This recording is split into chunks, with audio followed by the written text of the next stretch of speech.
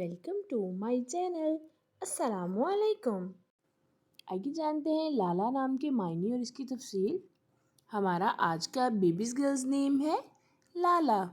लाला के इंग्लिश में स्पेल्स है LALAH लाला।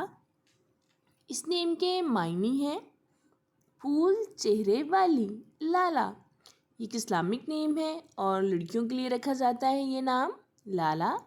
इस नेम की तफसील है लाला अहमद, लाला फ़ातिमा। इस तरह से हम ये नाम रख सकते हैं। आप भी अपने नाम का मायने जानने के लिए कमेंट्स में अपना नाम लिखिए और मायने जानिए। एंड अपने नाम की स्पेशल वीडियो बनवाने के लिए भी आप मेरे कमेंट बॉक्स में अपना नाम कमेंट कर सकते हैं।